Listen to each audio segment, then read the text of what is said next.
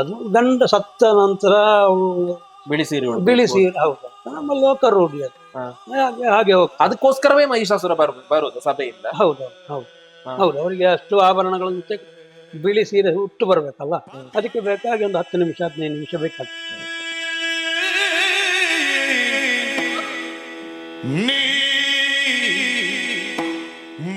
ವಾಸ್ಯವರೈಗಳು ಅದು ಸಿಕ್ಕ 10 kg ಮೇಲೆ ಇತ್ತದು. ಅಂಥದ್ದೆಲ್ಲ ಕಟ್ಟಿದ್ರೆ ಮಾತಾಡ್ಲಿಕ್ಕೂ ಆಗುದಿಲ್ಲ, ಶರೀರ ಅಲುಗಾಡಿಸ್ಲಿಕ್ಕೂ ಆಗುದಿಲ್ಲ, ಗ್ರಹಿಸಿದಾಗ ರಂಗ ಚಲನೆ ಕೊಡ್ಲಿಕ್ಕೂ ಆಗುದಿಲ್ಲ. ಇದೆ ಭಾರ ಇದುವೇ ಆಯ್ತು. ಹೌದು, ಸಾಮಾನ್ಯ ಒಂದು 5 ಕಿಲೋದಿಂದ 12-13 ಕಿಲೋದವರೆಗೂ ಇರ್ತದೆ ಒಂದು ಕಿರೀಟ. ಹೌದು.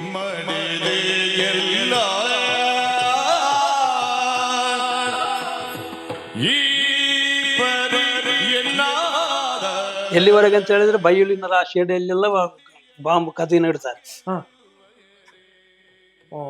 ಅಣ್ಣರೇ ಅಲ್ಪ ನಮ್ಮ ಉಂಟು, ಗರ್ನಾಲ್ ಉಂಟು, ಜಾಗೃತ ಮಲಪಲೆ, ಮತ್ತೆ ಅವರಿಗೆ ಬೇಕಾಗಿ ನಮ್ಮ ವೇಷ ಅಂತ ಅವರು ತಿಳ್ಕೊಳ್ತಾರೆ ಕೆಲವು ಕಡೆಯಲ್ಲೆಲ್ಲ.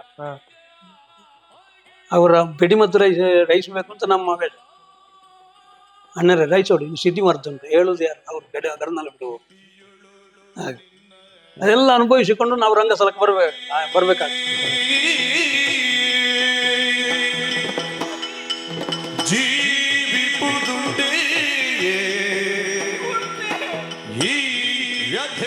ನಮ್ಮ ಮೀಡಿಯಾದ ಎಲ್ಲ ವೀಕ್ಷಕರಿಗೆ ನಾನು ಸೋಮನಾಥ್ ಶೆಟ್ಟಿ ಮಂಗಲ್ಪಾಡಿ ಮಾಡುವ ವಂದನೆಗಳು. ಯಕ್ಷಗಾನ ಕಲಾವಿದರ ಬದುಕಿನ ಚಿತ್ರಣ ಸಾರುವಂತಹ ನಮ್ಮ ಮೀಡಿಯಾದ ಕಾರ್ಯಕ್ರಮವೇ ಯಕ್ಷಾನುಭವ. ಇಂದಿನ ಯಕ್ಷಾನುಭವ ಕಾರ್ಯಕ್ರಮದಲ್ಲಿ ಅತಿಥಿಯಾಗಿ ನಮ್ಮೊಂದಿಗಿದ್ದಾರೆ ಹಿರಿಯ ಖ್ಯಾತ ಬಣ್ಣದ ವೇಷಧಾರಿ, ಕಟೀಲು ಮೇಳದ ಮಹಿಷಾಸುರ ಪಾತ್ರಧಾರಿ, ಅವರೇ ಹರಿನಾರಾಯಣ ಭಟ್ ಎಡನೀರು. ಕಳೆದ 36 ವರ್ಷಗಳಿಂದ ಒಂದೇ ಮೇಳದಲ್ಲಿ ತಿರುಗಾಟ ನಡೆಸಿದ ಅನುಭವವಿರುವ ಅನುಭವಿ ಸಂಪನ್ನ. ತಿಳಿಯೋಣ ಇಂದಿನ ಯಕ್ಷಾನುಭವ ಕಾರ್ಯಕ್ರಮದಲ್ಲಿ ಹರಿನಾರಾಯಣ ಭಟ್ ಎಡನೀರು ರವರ ಯಕ್ಷ ಅನುಭವ.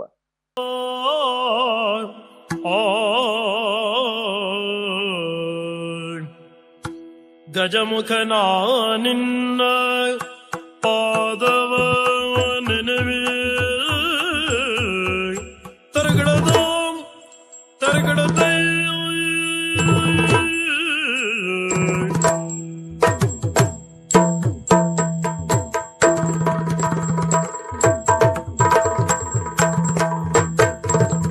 ಗಜಮುಖ ನಾ ನಿನ್ನ ಪಾದವ ನೆನವಿ. ನಮಸ್ಕಾರ ಹರಿನಾರಾಯಣ ಭಟ್ ಸರ್. ನಮಸ್ತೆ. ನಾವು ಯಾವ ವಿಷಯದ ಮೇಲೆ ಆಸಕ್ತಿಯಿಂದ ಅದರ ಹಿಂದೆ ನಾವು ಕಲಿಕೆಯ ಮೂಲಕ ನಾವು ಮುಂದುವರಿತೇವೋ ಮುಂದೆ ಅದೇ ನಮಗೆ ಕೈ ಹಿಡಿಯುತ್ತದಂತೆ. ಅದೇ ಪ್ರಕಾರವಾಗಿ ನೀವು ಯಕ್ಷಗಾನದ ಈ ಒಂದು ಮಟ್ಟದಲ್ಲಿದ್ದೀರಿ. ಯಾವ ರೀತಿ ನೀವು ಯಕ್ಷಗಾನದ ಕಲಿಕೆಯಲ್ಲಿ ನೀವು ಆ ಸಮಯದಲ್ಲಿ ನೀವು ಮುಂದುವರಿತೀರಿ? ಅಂದ್ರೆ ಸೆಕೆಂಡ್ PUC ಪರೀಕ್ಷೆಗೆ ಬರೆದಿದ್ದೇನೆ. ಕಾಲೇಜು 2 ವರ್ಷ ಸಾಕು ಅಂತ ಕಂಡಿದ್ದೆ ನನಗೆ. ಏನು ಮಾಡುದು ಅಂತ ಆಲೋಚನೆ ಮಾಡ್ತಾ ಇರುವಾಗ ಉದಯವಾಣಿಯಲ್ಲಿ ಒಂದು ಜಾಹೀರಾತು ನೋಡಿದೆ, ಧರ್ಮಸ್ಥಳ ಯಕ್ಷಗಾನ ಕೇಂದ್ರಕ್ಕೆ ತರಬೇತಿಗೆ ಅರ್ಜಿ ಅಂತ. ಹಾಗಾದ್ರೆ ನೀವು SSLC ಕಳೆದು PUC ಆಗಿದೆ, PUC 2 ವರ್ಷ ಆಗಿದೆ. ಹಾಗೆ ಈ ಜಾಹೀರಾತು ನೋಡಿದೆ. ಹಾಗೆ ತಡ ಮಾಡ್ಲಿಲ್ಲ. 28ನೇ ತಾರೀಕಿಗೆ ನಾನು ಅಲ್ಲಿ ಕಲಾವಿದರನ್ನೆಲ್ಲ ಸೇರುವವರನ್ನೆಲ್ಲ ಸೇರಿಸಿಕೊಳ್ತಾರೆ, ಮಾತಾಡಿಸ್ತಾರೆ ಅನ್ನುವ ವಿಷಯ ಕೇಳಿತ್ತು. ಹಾಗೆ ನೇರ 28ನೇ ತಾರೀಕಿಗೆ ನಾನು ಉಜಿರೆಗೆ ಧರ್ಮಸ್ಥಳಕ್ಕೆ ಹೋದೆ. ಅಲ್ಲಿ ಹೋಗಿ ಎಲ್ಲ ಮಾತಾಡಿಸಿದ್ರು. ಗೋವಿಂದ ಭಟ್ರು ಇದ್ರು, ಗುರುಗಳು, ಆಮೇಲೆ ಬೈಪಡಿತಾ ಇದ್ರು, ಲೀಲಕ್ಕ, ಹರಿನಾರಾಯಣ, ಹೌದು, ಕೋಳಿಯೂರು ರಾಮಚಂದ್ರ ರಾವ್ ಅವರು ಇದ್ರು. ಹಾಗೆ ಅವರು ಹೋಗಿ ಮಾತಾಡಿಸಿದ್ರು. ಅದಕ್ಕೆ ಮೊದಲು ನನ್ನ ತೆಗಿದ್ದವರು 10-12 ಜನ ಇದ್ರು. ಅವರನ್ನು ಮಾತಾಡಿಸಿದ್ರು. ನಾನು ಕೊನೆಯಲ್ಲಿದ್ದೆ. ನನ್ನ ಸರದಿ ಬಂತು. ನಿನಗೇನು ಗೊತ್ತು ಅಂತ ಹೇಳಿದ್ರು. ಗೊತ್ತಿರೋದೇನಿಲ್ಲ, ಯಕ್ಷಗಾನ ನೋಡಿದ್ದೇನೆ ಅಷ್ಟೇ, ಬಿಟ್ರೆ ಏನು ಮಾಡಿ ಅದೆಲ್ಲ ಏನು ಅಭ್ಯಾಸ ಇಲ್ಲ. ನೋಡು, ನೀನು ಯಾವುದಕ್ಕೆ ಬಂದದ್ದು? ನಾನು ಹಾಡು ಕಲೀಲಿಕ್ಕೆ ಬಂದದ್ದು, ಭಾಗವತಿಗೆ ಕಲೀಲಿಕ್ಕೆ ಬಂದದ್ದು. ಹೌದಾ, ಅದಕ್ಕೆ ಸ್ವರ ಬೇಕಲ್ಲ, ನೀನು ಒಂದು ಹಾಡು ಹೇಳು ಅಂತ ಹೇಳಿದ್ರು. ಆವಾಗ 5ನೇ ಕ್ಲಾಸಿನಲ್ಲಿ ಒಂದು ಏನು ಹೇಳ ಈ ಕರ್ಣಚಿತ್ತ ಗ್ಲಾನಿ ಯಾವುದು ಮನಕ್ಕೆ, ಈ ಭಾಮಿನಿ ಬಾಯಿಪಾಠ ಇತ್ತು, ಯಾವ್ದು ಎಲ್ಲ ಮರೆತರು ಅದನ್ನು ಮರೀಲಿಲ್ಲ. ಹಾಗೆ ಇದು ಅನುಕೂಲ ಆಯ್ತು ನನಗೆ. ಅದನ್ನು ಈ ಕುಡಿದಷ್ಟು ಗಟ್ಟಿ ಸ್ವರದಲ್ಲಿ ಹೇಳಿದ್ರು. ಇವ ಆದಿತ್ತು ಅಂತ ಹೇಳಿ ಗುರುಗಳು ಗೋವಿಂದ ಭಟ್ರು ಸೇರಿಸಿದ್ರು. ಹಾಗೆ ಅಲ್ಲಿಂದ ಜೂನ್ 5-6 ಶುರುವಾಗಿದೆ ತರಬೇತಿ ಶಿಬಿರ. ಹಾಗೆ ಅಕ್ಟೋಬರ್ 24ರವರೆಗೆ ಅಲ್ಲಿ ಅಭ್ಯಾಸ ಮಾಡಿದ್ವಿ. ಭಾಗವತಿಗೆ ಮೊದಲು ನಿಮ್ಮ ಭಾಗವತಿಗೆ ಅಭ್ಯಾಸ ಮಾಡಿದ್ದೆ. ಸಂಪೂರ್ಣ ಭಾಗವತಿಗೆ ಕ್ಲಾಸ್ ಆಗಿದೆ ಅಲ್ಲಿ. ಇದು ಪೂರ್ವರಂಗದ್ದು ಆಗಿದೆ, ಭಾಗವತಿಗೆದ್ದು ಆಗಿದೆ. ಅಷ್ಟೊತ್ತಿಗೆ ಕಲಾವಿದರು ವೇಷಕ್ಕೆ ಜನ ಸಾಕಾಗೋದಿಲ್ಲ ಅಂತ ಆಯ್ತು. ಹಾಗೆ ನಾನು ಮತ್ತು ಗಿರೀಶ್ ಹೆಗಡೆ, ಪುತ್ತೂರು ಗಿರೀಶ್ ಹೆಗಡೆ, ಧರ್ಮಸ್ಥಳ ಮಠದ ಈಗಿನ ಮ್ಯಾನೇಜರ್, ನಾನು ಮತ್ತು ಅವರು ಒಂದು ದಿವಸ ನನ್ನ ಪದ್ಯ ಅವರ ವೇಷ, ಮತ್ತೊಂದು ದಿವಸ ಅವರ ಪದ್ಯ ನನ್ನ ವೇಷ, ಹೀಗೆ ನಾವು ರೊಟೇಷನ್ ಅಲ್ಲಿ ಮುಂದುವರಿಸ್ತಾ ಇದ್ದೇವೆ.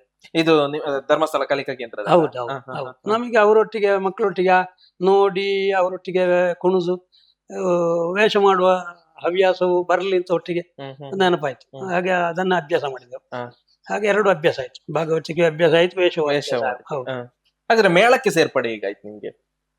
ಮೇಳಕ್ಕೆ ಕಲಿತಾ ಇರುವಾಗಲೇ 4ನೇ ಮೇಳ ಪ್ರಾರಂಭ, ಕಟೀಲು ಮೇಳದ 4ನೇ ಮೇಳ ಪ್ರಾರಂಭ ಆಗ್ತದೆ ಅಂತ ಗೊತ್ತಾಯ್ತು. ಕುಬಣೂರು ಭಾಗವತರು ಬಂದ್ರು, ಕೇಂದ್ರದಿಂದ ಇರುವ ವಿದ್ಯಾರ್ಥಿಗಳನ್ನು ಕರೆದುಕೊಂಡು ಬಂತ, ದನಿಗಳು ಕಳಿಸಿದ್ದಾರೆ, ಇಲ್ಲಿರುವ ಮಕ್ಕಳು ಬೇಕು ನಮಗೆ ಅಂತ. ಹಾಗೆ ಒಬ್ಬರ ಇಬ್ಬರೇನು ಧರ್ಮಸ್ಥಳ ಮೇಳಕ್ಕೆ ಹೋದ್ರು. ಅಲ್ಲಿಗೆ ಮುಖ್ಯ ಶ್ರೀ ವೇಷಕ್ಕೆ, ನಿತ್ಯ ವೇಷಕ್ಕೆ ಬೇಕಾಗ್ತದೆ. ಮತ್ತೆ ಉಳಿದವರು ನಾವು 4 ಜನವೇನೋ ಕಟೀಲು ಮೇಳಕ್ಕೆ ಬಂದೆವು.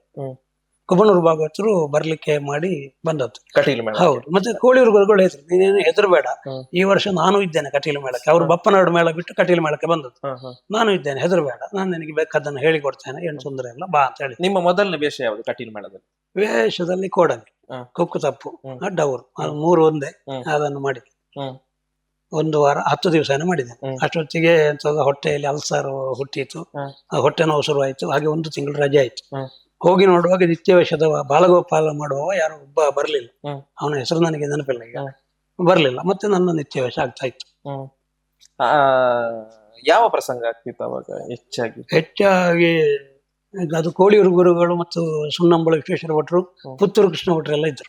ಅವರಿಗೆ ಸರಿಯಾಗುವ ವೇಷಗಳು, ಅವರ ಅನುಭವಕ್ಕೆ ಸರಿಯಾಗುವ ವೇಷಗಳು, ಪ್ರಸಂಗಗಳು ಅಂದ್ರೆ ಭೀಷ್ಮ ವಿಜಯ, ಮಾನಿಷಾದ, ಮತ್ತೆ ದ್ರೌಪದಿ ವಸ್ತ್ರಾಪಹಾರ, ಕೋಳಿಯೂರು ಗುರುಗಳಿದ್ದಾಗ, ಮತ್ತೆ ಇದು ಅಭಿಮನ್ಯು ಕಾಳಗ, ಇಂಥದ್ದೆಲ್ಲ ಆಗ್ತಾ ಇತ್ತು. ಈ ಧರ್ಮಸ್ಥಳ ಕೇಂದ್ರದಿಂದ ನೀವು ಪ್ರಥಮ ಬಾರಿಗೆ ಕಟೀಲು ಮೇಳದ ರಂಗಸ್ಥಳಕ್ಕೆ ಬಂದವರು ನೀವು. ಹೌದು.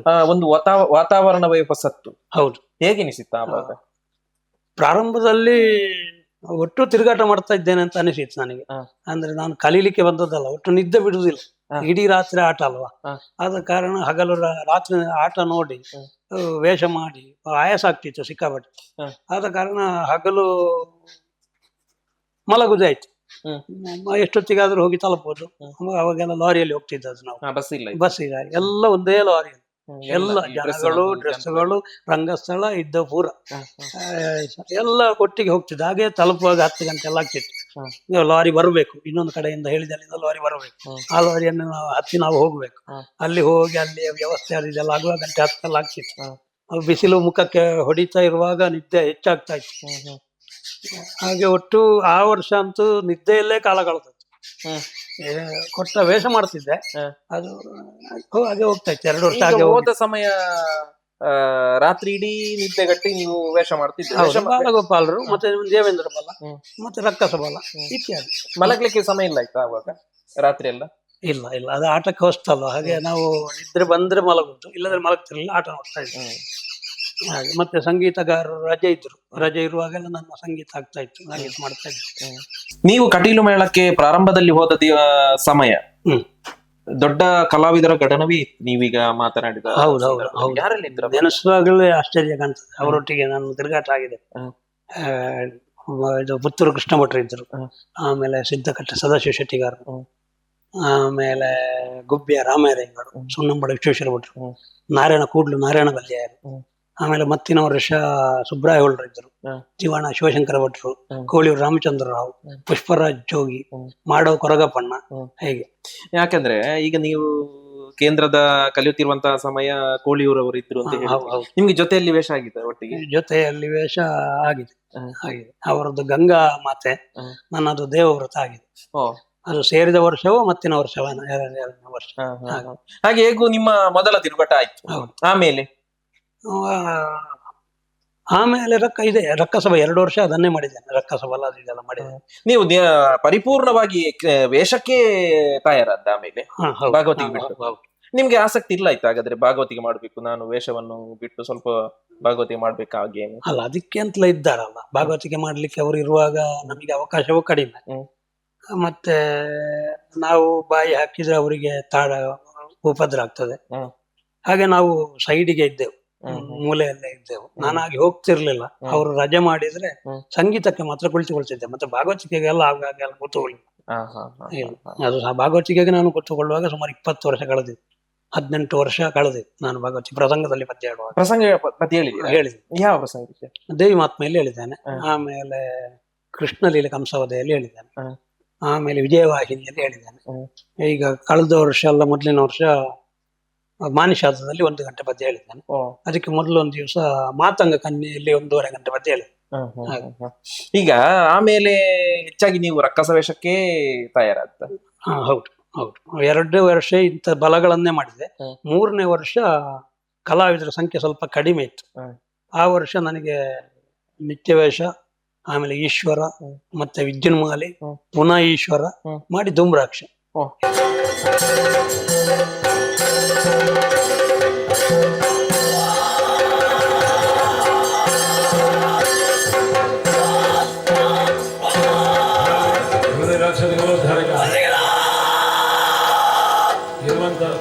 ಈ ದ್ವೀಪದ ಅಧಿಕಾರಿ ಯಾರೆಂದು ಬದಲಿ ಅನೇಕ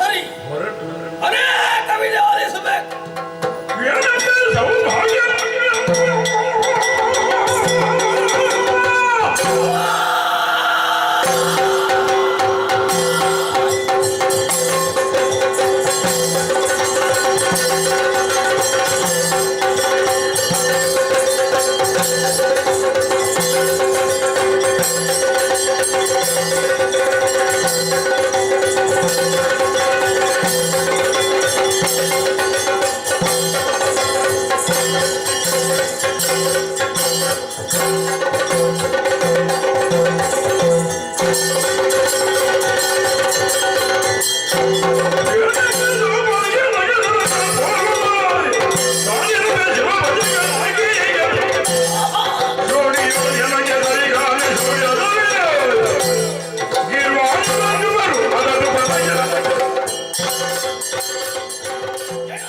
ಇದು ಸ್ವಲ್ಪ ಜವಾಬ್ದಾರಿ ಬಂತು ನನಗೆ, ವೇಷ ಮಾಡುವ ಇಂಟ್ರೆಸ್ಟ್ ಬಂತು.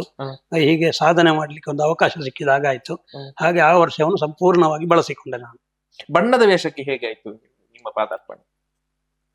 ಅದು ಹೇಳಿದ್ರೆ ಮತ್ತಿನ ವರ್ಷ ಏನಾಯ್ತು ಹೇಳಿದ್ರೆ, ಇಬ್ರು ಮೇಳವನ್ನು ಬಿಟ್ಟಿದ್ದಾರೆ. ಒಂದು ಮನೆಯ ಸಮಸ್ಯೆಯಿಂದಾಗಿ ಪನೆಯಾಲ ರವಿರಾಜ ಭಟ್ರು ಬಿಟ್ಟಿದ್ದಾರೆ, ಮೇಳ ಬಿಟ್ರು. ಆಮೇಲೆ ನಾರಾಯಣ ಪಾಟಾಳಿಯವರು ಧರ್ಮಸ್ಥಳ ಮೇಳಕ್ಕೆ ಹೋದ್ರು. ಹಾಗೆ ಈ ಇವರ ರಜೆಯಲ್ಲಿ ನಾನು ಏನು ಮಾಡಿದೆ ಹೇಳಿದ್ರೆ, ನಿಶುಂಬ ಆಮೇಲೆ ತ್ರಿಪುರಾಸುರರಲ್ಲಿ ಒಂದು ಈ ಒಟ್ಟಿಗೆ ಹೋಗುವ ವೇಷಗಳನ್ನು ಮಾಡ್ತಿದ್ದೆ. ಹಾಗೆ ನನಗೆ ನಿಶುಂಬನಿಗೂ ಅಭ್ಯಾಸ ಆಯ್ತು. ಹಾಗೆ 4 ವರ್ಷ, 5ನೇ ವರ್ಷದಲ್ಲಿ ಜಾಗ ಬರಿದಾಯ್ತಲ್ಲ, ಹಾಗೆ ನಗ್ರಿ ಅವರನ್ನು, ನಗ್ರಿ ಮಾಬಲ್ ರೈಗಳಿದ್ದಾರೆ, ಅವರನ್ನು ಮಹಿಷಾಸುರನಿಗೆ ಹಾಕಿದರು, ನನ್ನನ್ನು ಶುಂಭನ ಪಾತ್ರಕ್ಕೆ ಹಾಕಿದರು. ಈ ಬಣ್ಣದ ವೇಷದಲ್ಲಿ ಚಿಟ್ಟಿ ಇಡುವಂತಹ ಕ್ರಮ ಬಹಳ ವಿಶೇಷವಾದ. ಹೌದು. ಈ ಚಿಟ್ಟಿ ಇಡುವ ಕ್ರಮ ಹೇಗೆ ಕಲ್ತೀರಿ ನೀವು? ಅದು ಮೇಳದಲ್ಲಿ ಅಭ್ಯಾಸ ಆಯ್ತು. ಮೇಳದಲ್ಲಿ ಇವರೊಟ್ಟಿಗೆ ಸದಾಶಿವ ಶೆಟ್ಟಿಗಾರ ಹತ್ರ ರೇಖೆ ಬರೆಯುವ ಕ್ರಮಗಳನ್ನೆಲ್ಲ ಒಂದು 3 ವೇಷ ಕಲ್ತುಕೊಂಡಿದ್ದೇನೆ. ಆಮೇಲೆ ಅವರ ವೇಷಗಳನ್ನು ನೋಡಿ ಅಭ್ಯಾಸ ಮಾಡಿದೆ. ಮತ್ತೆ ಒಟ್ಟಿಗೆ ಇವರು ಪನೆಯಾಲ ರವಿರಾಜ ಭಟ್ರು 1 ವರ್ಷ ಏನೋ ಸಿಕ್ಕಿದ್ದಾರೆ. ಆಮೇಲೆ ಸುಬ್ರಾಯ ಒಳ್ರು ಸಿಕ್ಕಿದ್ದಾರೆ. ಕೆಲವು ಬಣ್ಣದ ಗಾರಿಕೆಗಳನ್ನೆಲ್ಲ ಸುಬ್ರಾಯ ಒಳ್ರಿಂದ ಅಭ್ಯಾಸ ಮಾಡಿದೆ. ಆಮೇಲೆ ಶೆಟ್ಟಿಗಾರರು ಕೆಲವು ಹೇಳಿಕೊಟ್ರು. ಹೀಗೆ ಒಂದು 2-3 ಸಲ ನಾರಾಯಣ ಭಟ್ಟಾಳಿ ಅವರು ಮುಖಕ್ಕೆ ಚಿಟ್ಟಿ ಇಟ್ಟಿದ್ದಾರೆ. ಹೌದು, ಅಭ್ಯಾಸ ಆಗ್ಲಿಕ್ಕೆ ಬೇಕಾ. ಹರಿನಾರಾಯಣ ಭಟ್ರೆ, ಈ ತೆಂಕುದಿಟ್ಟಿನ ಬಣ್ಣದ ವೇಷ ಅಂತ ಹೇಳಿದ್ರೆ ಅದೊಂದು ಪ್ರಮುಖವಾದದ್ದು. ಹೌದು. ಅಂತಹ ಬಣ್ಣದ ವೇಷದಲ್ಲಿ ಸತತವಾಗಿ ನೀವು ಹಲವಾರು ವೇಷವನ್ನು ಮಾಡಿದವರು. ನಿಮ್ಗೆ ಇಷ್ಟವಾದಂತಹ ಪಾತ್ರ ಯಾವುದು ಬಣ್ಣದ ವೇಷದಲ್ಲಿ? ಇಷ್ಟ ಅಂದ್ರೆ ನರಕಾಸುರ ಹೆಚ್ಚಿಗೆ ಆಗ್ತಿತ್ತು. ಆಮೇಲೆ ಶುಂಭನೆ ಹೆಚ್ಚಿನ ವೇಷಗಳನ್ನೆಲ್ಲ ಶುಂಭನಲ್ಲೇ ಕಾಣ್ತಿದ್ದೆ. ನೀವು ಹೇಳಿದ್ರೆ ನಗ್ರಿ ಮಾವಲ್ ರೈಗಳು ಮಹಿಷಾಸುರ ಮಾಡ್ತಿದ್ರು, ನಾನು ಶುಂಭ ಮಾಡ್ತಿದ್ದೆ.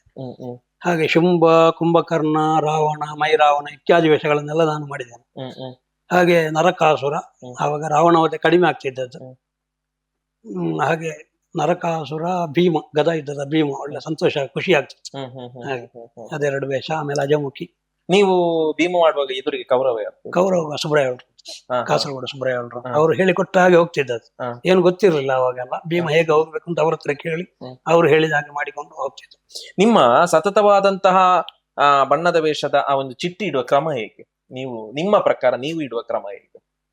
ಅದಕ್ಕೆ ಮೊದಲು ತಯಾರು ಅದು ಹೌದು, ಆವಾಗ ಮೇಳದಲ್ಲೇ ಅಕ್ಕಿಯನ್ನು ನೆನೆ ಹಾಕಿ ಅರ್ದು ಕೊಡ್ತಿದ್ರು.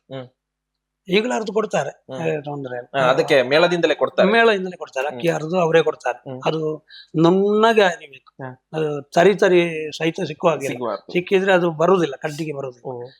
ಮಡ್ಲ ಕಡ್ಡಿಯನ್ನು ಸ್ವಲ್ಪ ಜಜ್ಜಿ ಹುಡಿ ಮಾಡಿ ಆಮೇಲೆ ಹುಳಿ ಬರ್ಬೇಕು. ಅದು 4 ಗಂಟೆ ಹುಳಿ ಬಂದ ಅಕ್ಕಿಗೆ ಒಂದು 1/3 ಪ್ರಮಾಣದಷ್ಟು ಸುಣ್ಣ ಹಾಕೋದು, 1/3 ಪ್ರಮಾಣದಷ್ಟು ಸಫೇತನ್ನು ಹಾಕೋದು. ಅದು ಹಾಕಿ ಕಲಸಿದ್ರೆ ಸ್ವಲ್ಪ ಹುಳಿ ಬಂದ ಹಿಟ್ಟಿಗೆ ಅದು ಕರೆಕ್ಟ್ ಆಗಿ ಸರಿಯಾಗಿ ಕಡ್ಡಿಗೆ ಬರ್ತದೆ ಚಿಟ್ಟಿಯಲ್ಲಿ. ಅದು ಒಂದು ಸಾಲು ಇಡೋದು ಮುಖಕ್ಕೆ, ಗಡ್ಡಕ್ಕೆ, ಆಮೇಲೆ ಹಣೆಗೆ. ಅದು ರೇಖಾಚಿತ್ರ ಹೇಗೆ ಉಂಟು ನೋಡಿಕೊಂಡು ಅದರ ಬದಿಗೆ 1ನೇ ಸಾಲು ಇಡೋದು, ಆಮೇಲೆ 2ನೇ ಸಾಲು ಇಡೋದು. ಅದು ಒಣಗಿ ಆಗ್ಬೇಕಾ? ಮೊದಲೇ ಅಷ್ಟೊತ್ತಿಗೆ ಒಣಗ್ತದೆ. 2ನೇ ಸಾಲಿಗೆ 2ನೇ ಸಾಲು ಇಟ್ಟಿತ್ತು. 2ನೇ ಸಾಲು ಇಟ್ಟ ಮೇಲೆ ಮೇಲಿನದಕ್ಕೆ ಪುನಃ ಇಡ್ಲಿಕ್ಕೆ ಉಂಟು, ಸ್ವಲ್ಪ ದೊಡ್ಡ. ಅಷ್ಟೊತ್ತಿಗೆ ಕೆಳಗಿನದ್ದು ಕೆಳಗಿನ ಚಿಟ್ಟಿ ಸಾಲು ಒಣಗ್ತದೆ, ಹಾಗೆ ಕೆಳಗಿನದ್ದು ಇದಿತ್ತು. ಆಮೇಲೆ ಅಲ್ಲಿ ಇಲ್ಲಿ ಆಚೆ ಈಚೆ ಹೋಯ್ತು. ಚಾಯ ಇದ್ರೆ ಕುಡೀತು, ಚಾಯ ಕುಡೀತು. ಅಷ್ಟೊತ್ತಿಗೆ ಸಂಪೂರ್ಣವಾಗಿ ಒಣಗ್ತದೆ. ಮತ್ತೆ ಗ್ಯಾಸ್ ಲೈಟ್ ಇತ್ತು ಒಟ್ಟಿಗೆ, ಹಾಗೆ ಅದು ಬೇಗ ಒಣಗುತ್ತಿತ್ತು. ಗ್ಯಾಸ್ ಲೈಟ್ 3-4 ಒಟ್ಟಿಗೆ ಚೌಕಿಯಲ್ಲಿ ಇರುವ ಕಾರಣ ವಾತಾವರಣ ಸ್ವಲ್ಪ ಬಿಸಿ ಇದ್ದಾಗಿತ್ತು, ಹಾಗೆ ಬೇಗ ಒಣಗುತ್ತಿತ್ತು. ಹಾಗೆ ಒಂದು 4-5 ಸಾಲು ಕೆಳಗಿನ ಚಿಟ್ಟಿಯನ್ನು ಮೇಲೆ ಇಟ್ಟಾಗ ಅದು ಚಂದ ಕಾಣ್ತದೆ, ಅಲಂಕಾರ ಕಾಣ್ತದೆ. ಯಾಕಂದ್ರೆ ಈಗ ಅಲ್ಲ, ಮೊದ್ಲೆಲ್ಲ ಬೆಳಿಗ್ಗೆ ರಾತ್ರಿಯಿಂದ ಬೆಳಗಿನ ತನಕ ಈ ಆಟ ಆಗ್ತಿರುವಾಗ, ದೇವಿ ಮಾತ್ಮೆಯ ಪ್ರಸಂಗ ಆಗ್ತಿರುವಾಗ ನೀವು ಎಷ್ಟು ಗಂಟೆಗೆ ಶುಂಭನ ಬಣ್ಣಕ್ಕೆ ಕೂತ್ಕೊಳ್ತಿದ್ರಿ? ಶುರುವಿಗೆ ಅಂದ್ರೆ ಈಶ್ವರ ಒಳಗೆ ಬರುವಾಗ ಅಂತ ನಮ್ಮ ಲೆಕ್ಕ. ಶುಂಭನಿಗೆ ಈಶ್ವರ ಒಳಗೆ ಬರುವುದು ಹೌದು, 1 ಗಂಟೆ 1/4 ಗಂಟೆ ಸಿಗ್ತದೆ.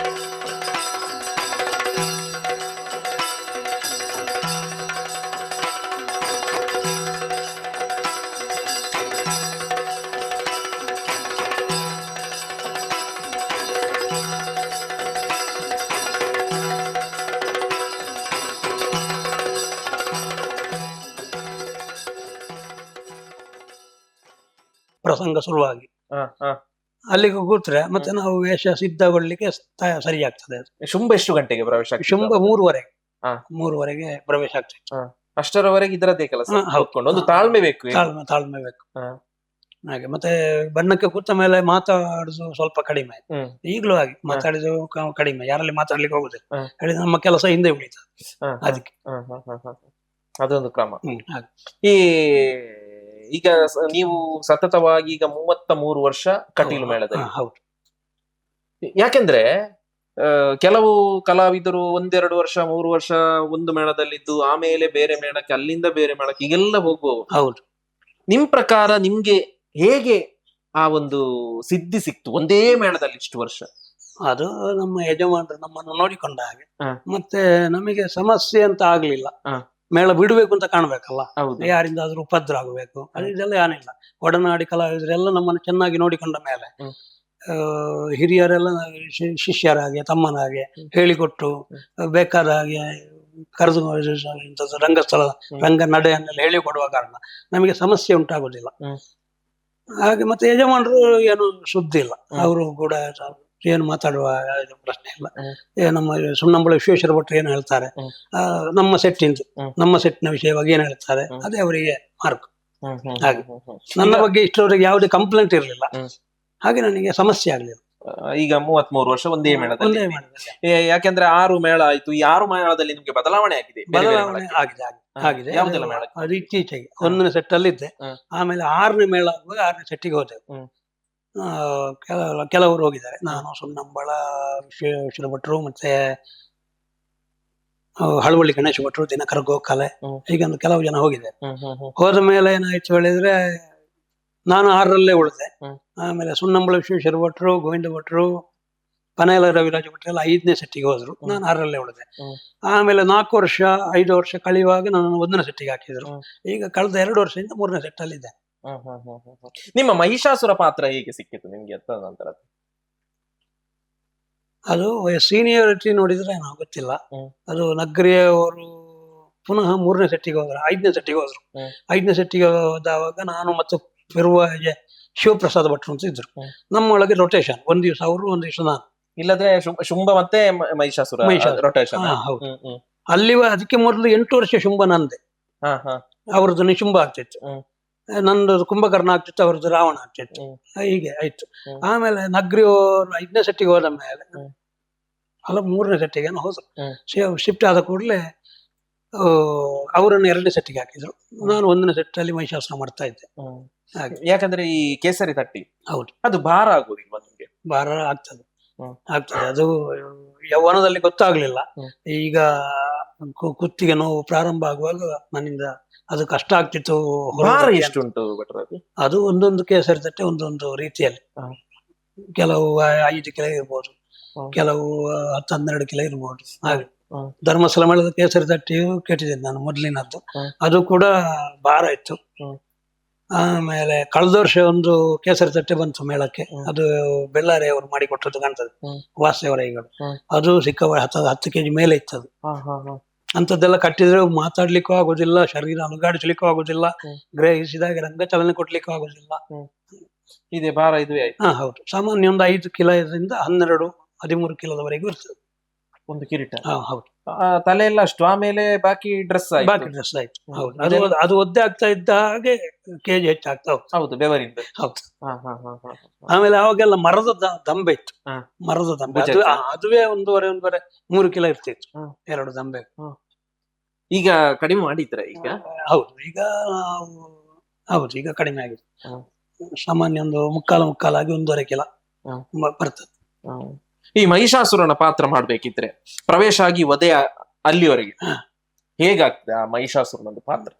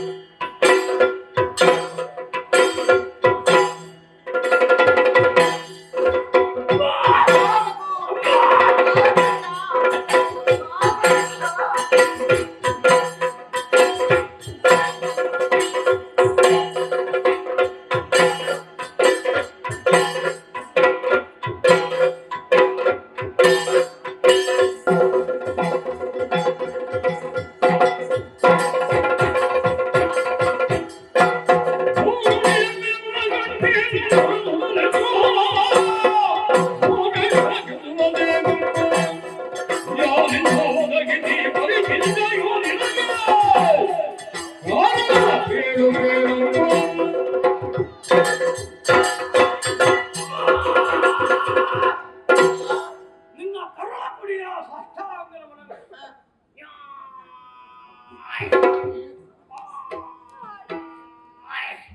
ಅಮ್ಮ ರಾಜಾಂಗಣದಲ್ಲಿ ಗೆಳೆಯರನ್ನೆಲ್ಲ ಜೊತೆ ಸೇರಿಸಿ ಕಲ್ಲು ಬಂಡೆಗಳನ್ನು ಉಪಯೋಗಿಸಿಕೊಂಡು ಹೆತ್ತ ತಾಯಿಯ ಕರುಳ ಕರೆಯನ್ನು ಆಲಿಸಿ ನಿನ್ನ ಬಳಿಗೆ ಬಂದರೆ ಏನು ಬರಿದಾದಂತಹ ಹಣೆ ಅನಾಥವಾಗಿ ಬಿಟ್ಟಿರುವಂತಹ ಚಿನ್ನಾಭರಣ ಶೋಣಿತ ಪಟ್ಟಣದ ಮೇಲೆ ಅಶ್ರಮತೆಯ ಕಳೆದೆಯು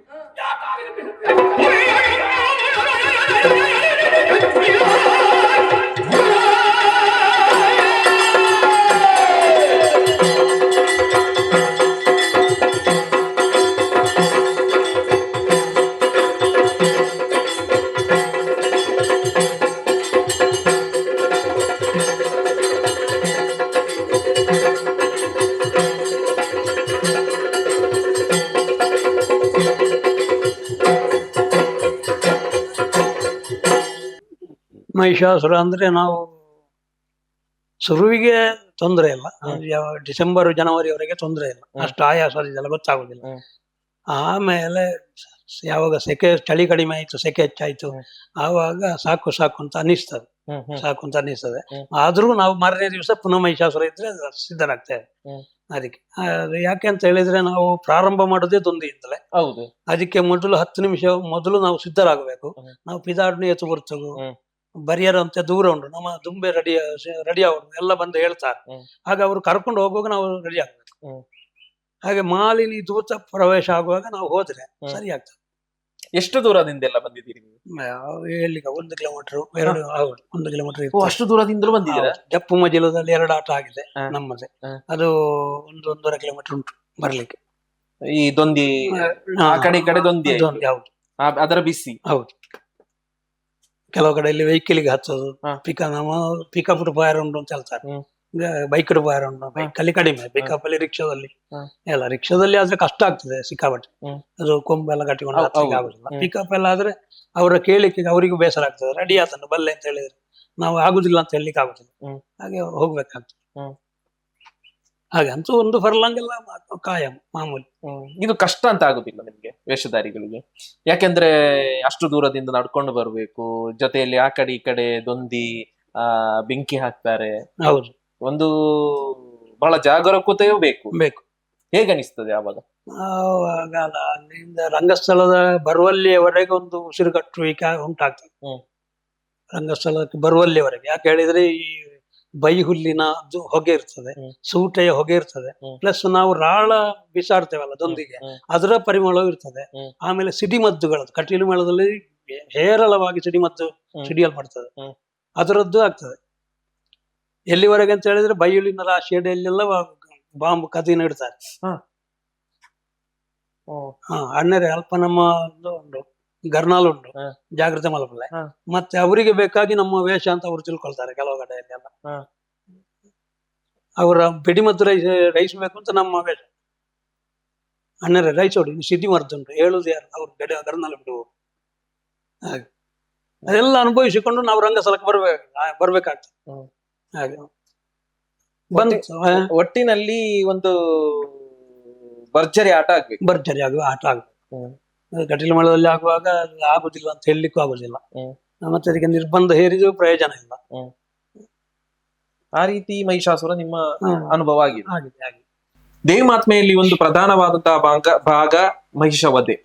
ಈ ಮಹಿಷವಧೆಯ ಸಂದರ್ಭ ನೀವು ಮಹಿಷಾಸುರ ಪಾತ್ರ ಮಾಡುವಾಗ ಆ ಕೊಂಬನ್ನು ಹೇಗೆ ನೀವು ತೆಗಿತೀರಿ ರಂಗಸ್ಥಳದಲ್ಲಿ? ಅದರ ಒಂದು ನ್ಯಾಕ್ ಹೇಗೆ ಅಂತ ಹೇಳಿದ್ರೆ ಎಲ್ಲರಿಗೂ ಸಾಧ್ಯ ಆಗ್ತದೋ ಇಲ್ಲೋ ಗೊತ್ತಿಲ್ಲ. ಕೆಲವರು ಕೊಂಬಿನಿಂದ ನೇರವಾಗಿ ಹಗ್ಗವನ್ನು ಗಡ್ಡದ ಅಡಿಭಾಗಕ್ಕೆ ಕಟ್ಟುತ್ತಾರೆ. ನನ್ನ ಹತ್ತಿರ ಅದೆಲ್ಲ ಇಲ್ಲ. ಆ ಹಗ್ಗ ಎಲ್ಲ ಉಪಯೋಗ ಮಾಡುದಿಲ್ಲ. ಮತ್ತೆ ಕೊಂಬಿನ ಹಗ್ಗವನ್ನು ಹಾಗೆ ಒಂದು ಮಡಚಿ ಹೀಗೆ ಎಳೆದು ಬಿಡೋದು ಮಾತ್ರ. ಅದು 2 ಹಗ್ಗಗಳನ್ನು ಹಾಗೆ ಒಂದು ಮಡಚಿ ಹೀಗೆ ಎಳೆದು ಬಿಟ್ರೆ ಆಯ್ತು. ಅಷ್ಟೇ ಮಾಡುದು. ಬೇರೆ ಏನು ಗಟ್ಟಿ ಕಟ್ಲಿಕ್ಕೆ ಇಲ್ಲ, ಗಟ್ಟಿ ಇಲ್ಲ. ಅದೇ ಗಟ್ಟಿ, ಅಷ್ಟೇ ಗಟ್ಟಿ. ಅದು ತಲೆಯಲ್ಲಿ ಆ ರೀತಿಯಾಗಿ ಕುಳಿತುಕೊಳ್ಳುವ ಕಾರಣ ನಮಗೆ ನಾವು ಅದಕ್ಕೆ ಎಷ್ಟು ಅಡ್ಜಸ್ಟ್ ಆಗಬೇಕು ಆ ರೀತಿಯಲ್ಲೇ ಹೋಗುದು. ಹಾಗೆ ಅದ್ರ ಸಭೆಗೆ ಅದು ಗೊತ್ತಾಗಬಾರದು. ಆ ರೀತಿಯಲ್ಲಿ ನಾವು ಅದನ್ನ ಅಡ್ಜಸ್ಟ್ ಮಾಡಿಕೊಂಡು ಹೋಗುದು. ಹೌದು, ಕೆಲವರು ಇಲ್ಲಿಂದ ಹೀಗೆ ತೆಗಿತಾರೆ. ನನ್ನ ಹತ್ರ ಹಗ್ಗ ಇಲ್ಲ, ಕೊಂಬಿನಲ್ಲಿ ಆ ಹಗ್ಗ ಇಲ್ಲ. ಇಲ್ಲಿಂದಲೇ ಹೌದು, ಅದು ನಗ್ರಿ ಮಾಬಲ್ ರೈಗಳು ಕಟ್ತಾ ಇದ್ದ ಕೊಂಬನ್ನು ನಾನು ಕಟ್ಟಿದ್ದೇನೆ ಅವರ ರಜೆಯಲ್ಲಿ. ಅದು ಕೂಡ ಹಾಗೆ. ಅದನ್ನು ಕಟ್ಟಿ ಬಿಡಿಸುವಾಗ ನನಗೆ ಬಿಡಿಸಲಿಕ್ಕೆ ಆಗದೆ ತಲೆಗುದಲು ಹೋಗಿ ಇಷ್ಟು ಜಾಗ ಹೋದದ್ದೇ ಹಾಗೆ. ಅದು ಗೊತ್ತಿಲ್ಲದೆ, ಅಭ್ಯಾಸ ಇಲ್ಲದೆ, ಮತ್ತೆ ಅದು ಬೇಕಾಗುವಾಗ ಅದು ಬಿಚ್ಚಲಿಕ್ಕೂ ಬರುದಿಲ್ಲ, ಬಿಡಿಸಲಿಕ್ಕೂ ಬರುದಿಲ್ಲ. ಹಾಗೆ ಅದನ್ನು ಎಳಿಲಿಕ್ಕೆ ಹೋಗಿ ಇಷ್ಟು ತಲೆಗುದಲು ಹೋದಿಲ್ಲ, ಇದ್ರೆ ಅಷ್ಟು ಇರ್ತಿತ್ತು ಚೆನ್ನಾಗಿ.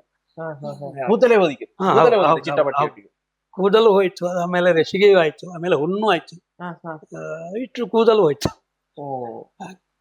ಈ ಮಹಿಷಾಸುರ ಈ ದೊಂದಿಯಲ್ಲಿ ಏನು ನಿಮ್ಗೆ ತೊಂದರೆ ಬರಲಿಲ್ಲ? ತೊಂದರೆ ಅಂದ್ರೆ ಅದರ ಬಿಸಿ ಗೊತ್ತಾಗ್ತದೆ, ಆಮೇಲೆ ಅದರ ಹೊಗೆಯೂ ಉಪದ್ರ ಆಗ್ತದೆ. ಅದನ್ನ ಅಷ್ಟನ್ನು ಸಹಿಸಿಕೊಂಡು ನಾವು ರಂಗ ಪ್ರವೇಶ ಮಾಡ್ತೇವೆ. ಈ ಮಹಿಷಾಸುರ ರಂಗಸ್ಥಳಕ್ಕೆ ಬರುವ ಮೊದಲು ಈಗ ಕೆಲವರು ಆ ರೀತಿ ಮಾಡೋದಿಲ್ಲ. ಮಾಲಿನಿ ಪಾತ್ರಧಾರಿಗಳು ಸೀರೆ ಬದಲಾಯಿಸ್ತಾರೆ. ಅದು ಯಾವ ಉದ್ದೇಶಕ್ಕೋಸ್ಕರ ಭಟ್ರು? ಅದು ಗಂಡ ಸತ್ತ ನಂತರ ಬಿಳಿ ಸೀರೆ ಹೌದು, ನಮ್ಮ ಲೋಕ ರೂಢಿ ಅದು.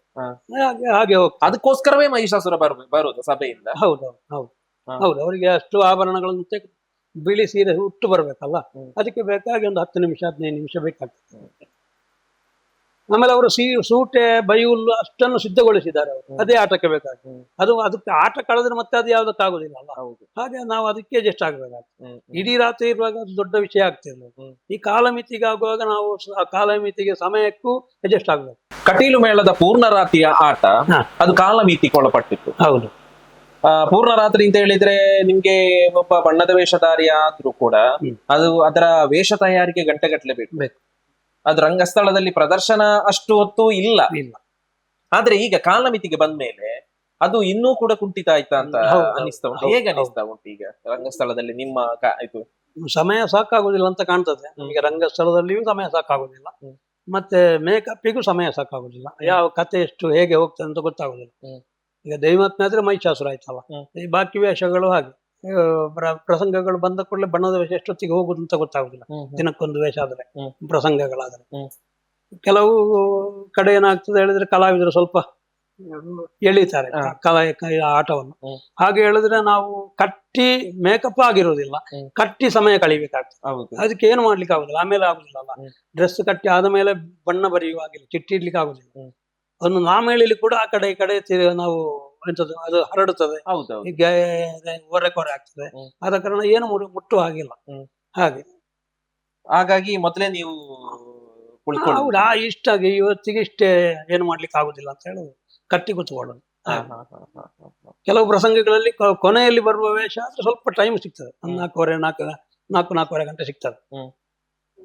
ಇಲ್ಲದ್ರೆ 6:15 ಆದ್ರೆ 7 ಗಂಟೆಗೆ ಪ್ರಸಂಗ ಶುರು ಆಗ್ತದೆ, 12:30 ಮುಗೀತದೆ. 7 ಅಂದ್ರೆ 7, 5, 12, 5:30 ಗಂಟೆ ಆಟ ಸಿಕ್ಕೋದು ಅಷ್ಟೇ. ಅದರೊಳಗೆ ಈ ಬಣ್ಣದ ವೇಷಧಾರಿಗೆ ಪಾತ್ರವೂ ಕಡಿಮೆ ರಂಗಸ್ಥಳದಲ್ಲಿ. ಈಗ ದಶಾವತಾರದಲ್ಲಿ ರಾಮಾಸುರ ಬಂದ್ರೆ ಏನಿಲ್ಲ, ಒಂದು 3/4 ಗಂಟೆ ಸಿಗ್ತದೆ. 3/4 ಗಂಟೆ ಪೂರ್ವ ರಂಗದ 3/4 ಗಂಟೆ ಅದು. 1.5 ಗಂಟೆಯಲ್ಲಿ ನಾವು ಮೇಕಪ್ ಆಗಿ ರೆಡಿ ಆಗ್ಬೇಕು, ತಮಾಸುರನಿಗೆ ರೆಡಿ ಆಗ್ಬೇಕು. ಈಗ ಕಾಲಮಿತಿಯಲ್ಲಿ ಬಣ್ಣದ ವೇಷದ ತೆರೆ ಕ್ಲಾಸ್ ಎಲ್ಲ ತೆಗಿತಿದ್ರ ಈಗ? ಇಲ್ಲ, ಈಗ ಎಲ್ಲ ಇದು ನಿತ್ಯ ವಿಧಿಗಳೆಲ್ಲ ಮಾಡೋದಿಲ್ಲ. 2 ಸಲ ತೆರೆ ತಗ್ಗಿಸುವುದು ಮಾತ್ರ ಮಾಡ್ತೇವೆ ಅಷ್ಟೇ. ಅನಿವಾರ್ಯ, ಸಮಯ ಸಾಕಾಗೋದಿಲ್ಲ. ಆಮೇಲೆ ಪೀಠಕ್ಕೆ. ಹೌದು. ಇಷ್ಟವಾದಂತಹ ನಿಮ್ಮ ಎದುರಿಗೆ ಸಿಕ್ಕಿದಂತಹ ದೇವಿ ಯಾರು, ಪಾತ್ರಧಾರಿ? ಅದು ಪ್ರಶಾಂತ್ ನೆಲ್ಲಿಯಾಡಿ.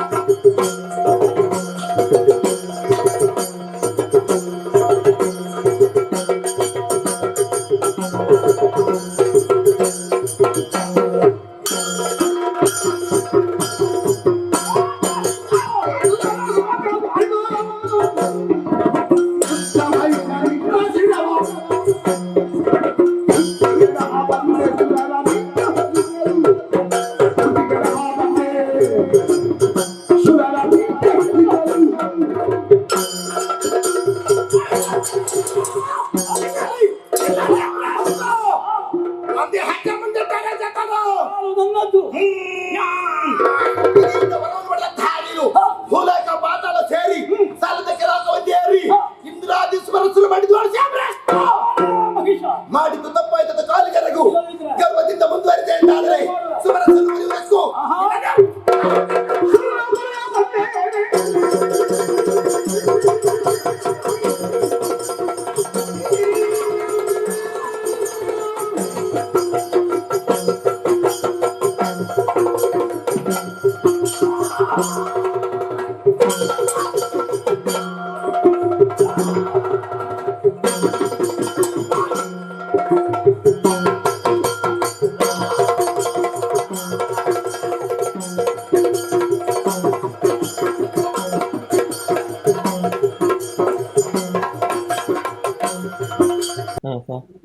ಅಂದ್ರೆ ಒಳ್ಳೆ ವೇಷ.